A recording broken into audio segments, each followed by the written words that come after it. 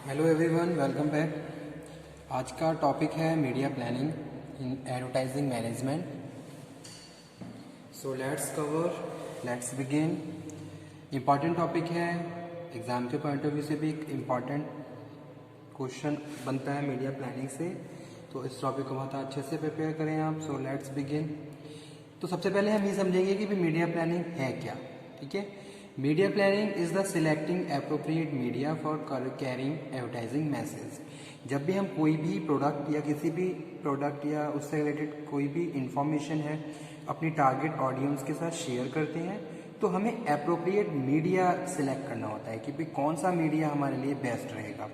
तो उससे पहले हम क्या करते हैं, थोड़ी सी मार्केट रिसर्च करते हैं, कस्टमर को आइडेंटिफाई करते हैं। कस्टमर क्या, अगर हमारा जो टारगेट एरिया है तो उसमें किस टाइप के कस्टमर हैं, उनका क्या नेचर है, किस हिसाब से हम उनको मैक्सिमम टाइम इन्फ्लुएंस कर सकते हैं और कौन सा मीडिया उनके हिसाब से बेस्ट रहेगा।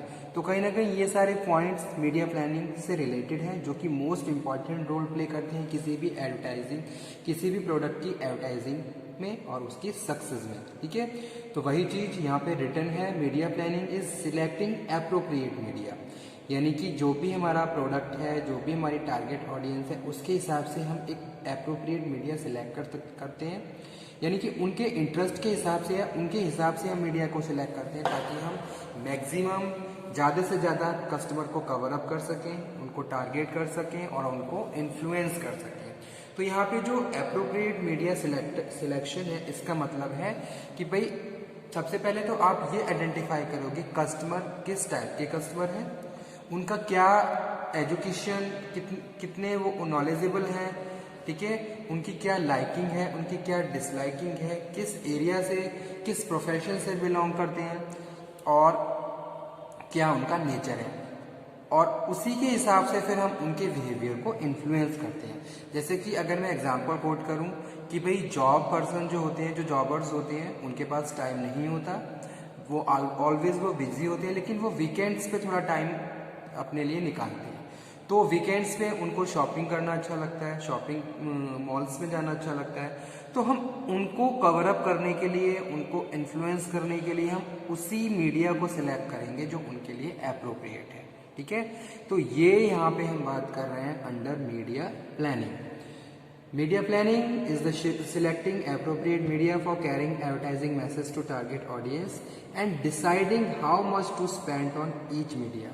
और ये भी हमें डिसाइड करना होता है कि भाई अगर हम प्रमोशनल टेक्निक्स को यूज़ कर रहे हैं, मीडिया को उसमें हम सिलेक्ट कर रहे हैं, तो कितना अमाउंट हमें उस पर स्पेंड करना चाहिए, ताकि हम हमारे जो भी प्रमोशनल ऑब्जेक्टिव्स हैं उनको हम अचीव कर लें और अपने जो भी टारगेट ऑडियंस है उनको हम इन्फ्लुएंस कर लें।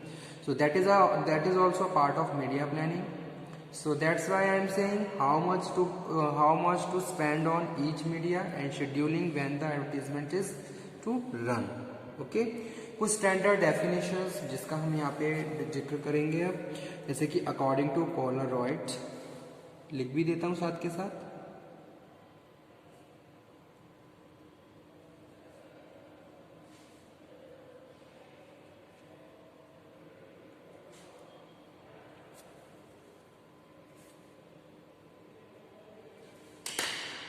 Media planning is a problem solving process. Media planning क्या है, एक प्रॉब्लम सॉल्विंग प्रोसेस है।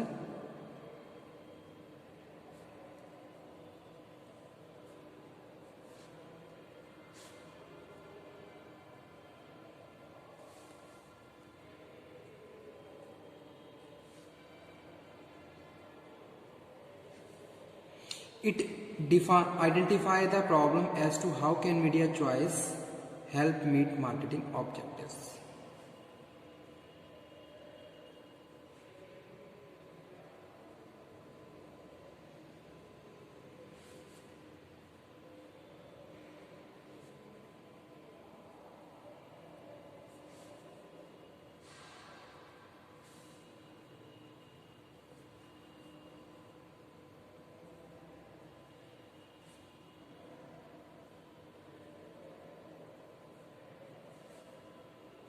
How can media choice help meet marketing objectives.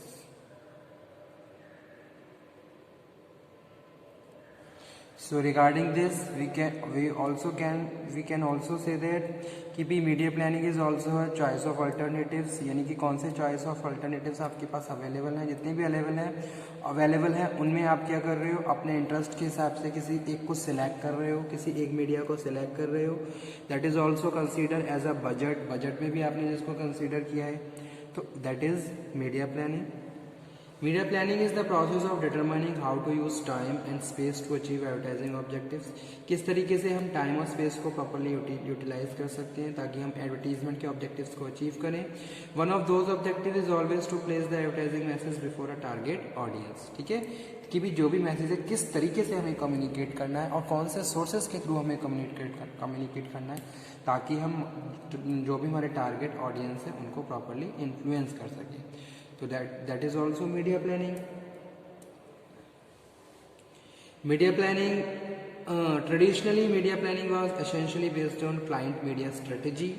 The ad agency was responsible for developing the media plan, which was usually derived jointly by the agency media department, the account and creative teams, and the marketers brand management group. तो कहीं ना कहीं media planning की अगर हम बात करें तो जो एडवर्टाइजमेंट एजेंसी है ये क्या है, एक तरीके से मेजर रोल प्ले करती है. जो भी आप प्रोडक्ट है, जो जिस भी प्रोडक्ट का आप प्रमोट कर रहे हो, तो उसके लिए जो भी एडवर्टीजमेंट एजेंसी आपने हायर करी है, जिसके साथ भी आपने कॉन्ट्रैक्ट किया है, तो वो भी क्या है, responsible for developing the media plan. Okay, और उसी के हिसाब से फिर क्या करते हो, आप किसी एक बेस्ट मीडिया को सिलेक्ट करते हो. तो जो भी एडवर्टीजमेंट डिज़ाइन की गई उसके बाद जो भी एजेंसी है उसने क्या करा, वो रिस्पॉन्सिबल है मीडिया प्लानिंग के लिए, which was usually derived jointly by the agency media department और creative teams और marketing brand management group. तो कहीं ना कहीं ये सारी parties क्या हैं, involve हैं media planning. Today an advertisement client is just like a outsource media planning to an agency as it is develop its own plan. Okay. Media planning and creative planning is go on simultaneously. They are parallel processes and influence one another. The principle of media planning is to reach right people at right time with the right message. Every organization is spending a few $100s on the one medium or million of dollars on thousands of media alternatives to the goal is still the same. Okay.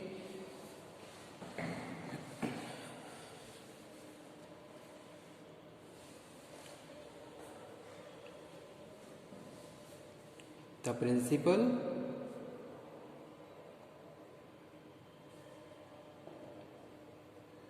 of media planning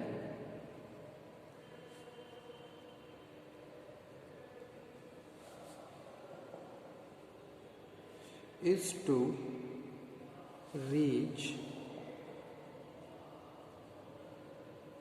the right people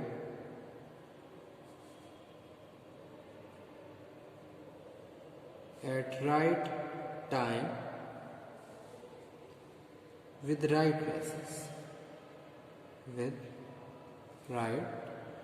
message. ठीक है, यानी कि right time पे हमें right media sources यानी कि media को select करना है.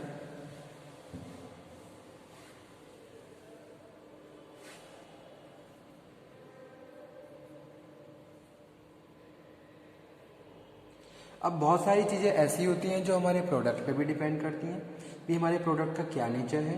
तो जैसे यहाँ पे हम बात करें इंडस्ट्रियल प्रोडक्ट की, two types of product, industrial product और कंज्यूमर प्रोडक्ट. दोनों में क्या है, there is a huge difference. Industrial product की बात करें तो इसको प्रमोट करने के लिए हमें डिफरेंट मीडिया प्लानिंग करनी पड़ेगी. तो हमारी जो मीडिया प्लानिंग होगी क्या डिफरेंट होगी. और अगर हम कंज्यूमर प्रोडक्ट की बात करें तो इसके लिए हमें डिफरेंट मीडिया प्लानिंग यानी मीडिया सोर्सेज को सिलेक्ट करना होगा. तो कहीं ना कहीं जो प्रोडक्ट है उसका क्या साइज़ है, उसका क्या नेचर है, ये चीज़ें भी इन्फ्लुएंस करती हैं हमारी मीडिया प्लानिंग के डिसीजंस को।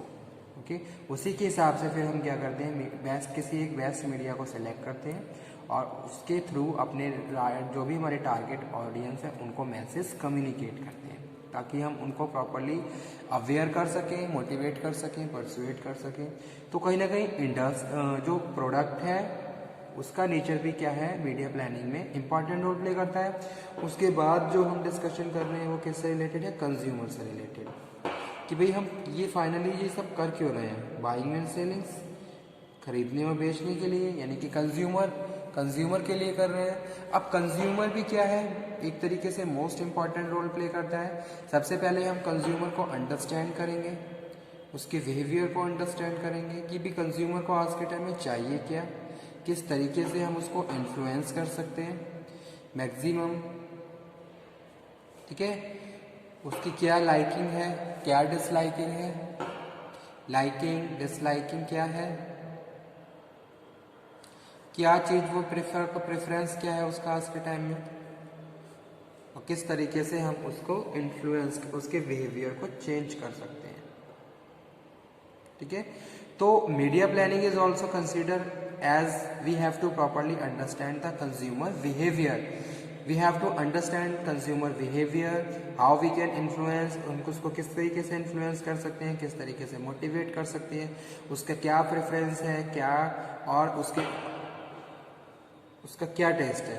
तो ये सारी चीज़ें भी हम प्रॉपरली क्या करेंगे, पहले इस पर रिसर्च करते हैं, हम डेटा गैदर करते हैं, फिर उसके हिसाब से मीडिया प्लानिंग करते हैं। और उसके बाद जो थर्ड वन है वो क्या है, टेक्नोलॉजी। आज के टाइम में क्या है, टेक्नोलॉजी क्या है, मोस्ट इम्पॉर्टेंट एस्पेक्ट है किसी भी प्रोडक्ट के लिए, किसी भी चीज़ की सक्सेस के लिए। आपके मार्केट में बहुत सारे कॉम्पिटिटर्स हैं जो न्यू टेक्नोलॉजी को अडॉप्ट करके उसके हिसाब से प्रमोशन कर रहे हैं। तो ये आपके लिए भी इम्पॉर्टेंट बन जाता है, नेसेसरी बन जाता है, ताकि आप मार्केट में प्रॉपरली कंपटीशन को फेस कर सको और अपने जितने भी टारगेट ऑडियंस है उनको प्रॉपरली इन्फ्लुएंस कर सको। तो technical aspect also we have to consider. तो यहाँ पे हमें एक ह्यूज अमाउंट भी स्पेंड करना पड़ता है ताकि हम मार्केट में कस्टमर को प्रॉपरली सेटिस्फाई कर सकें एक तरीके से, और जो भी एक्सपेक्टेशन है वो उसकी कंप्लीट कर सकें, ठीक है। तो ये सारी चीज़ें इंपॉर्टेंट है किसमें, मीडिया प्लानिंग में। तो आज का टॉपिक हमारा यही था, मीडिया प्लानिंग। Thank you. एक बेसिक कॉन्सेप्ट हमने डिस्कस किया।